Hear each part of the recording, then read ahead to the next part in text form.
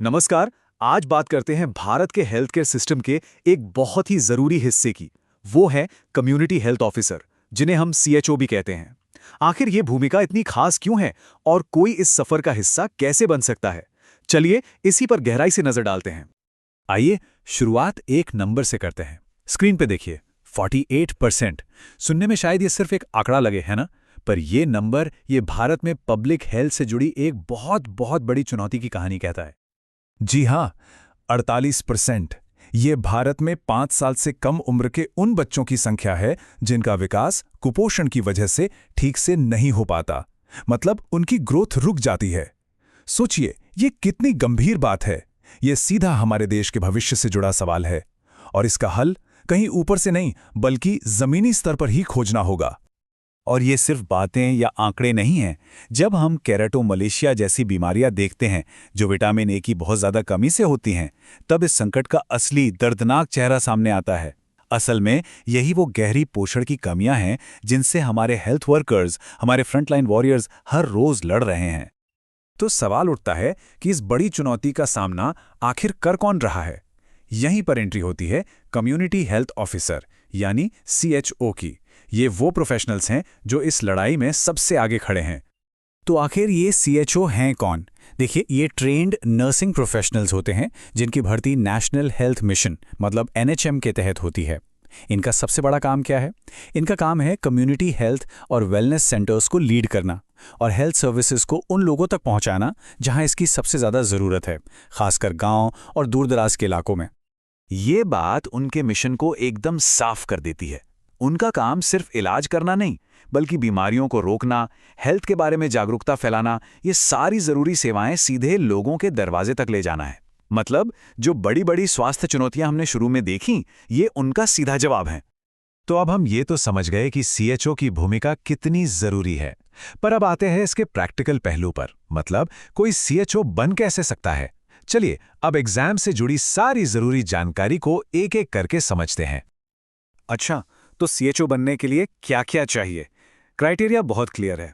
सबसे पहले नर्सिंग में बीएससी या फिर जीएनएम यानी जनरल नर्सिंग एंड मिडवाइफरी की डिग्री होनी जरूरी है। इसके साथ ही किसी भी स्टेट नर्सिंग काउंसिल में रजिस्ट्रेशन होना चाहिए। उम्र की बात करें तो यह आमतौर पर 21 से 40 साल के बीच होती है। और हाँ, एक और बात, कुछ राज्यों में वहां की लोकल भाषा की जानकारी होना भी जरूरी हो सकता है। एप्लीकेशन का प्रोसेस काफी आसान और पूरी तरह से ऑनलाइन है। करना क्या है?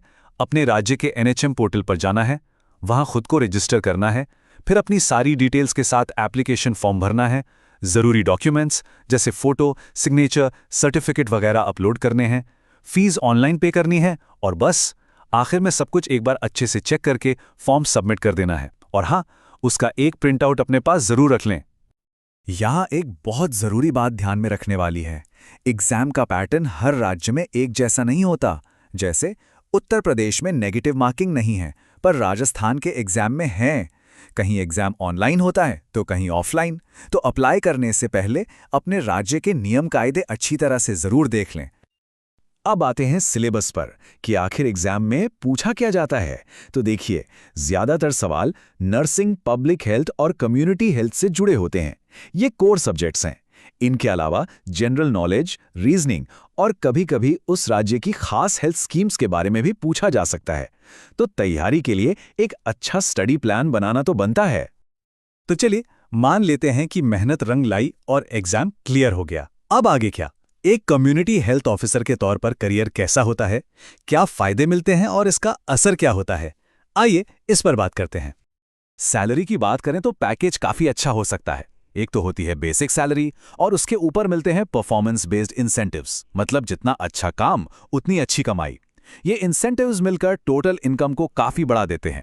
जैसे अगर हम बिहार या मध्य प्रदेश को देखें तो महीने की कमाई करीब 40,000 रुपए तक भी जा सकती है। लेकिन ये जॉब सिर्फ सैलरी के बारे में नहीं है, ये उससे कहीं बढ़कर है।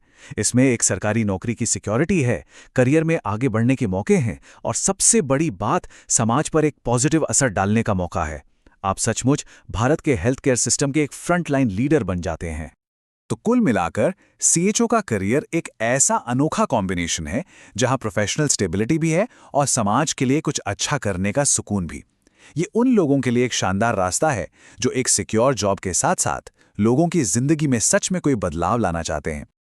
तो आखिर में सवाल यही है, क्या कोई भारत की हेल्थ केयर स्टोरी का हिस्सा बनकर जमीनी स्तर पर बदलाव लाने के लिए तैयार है?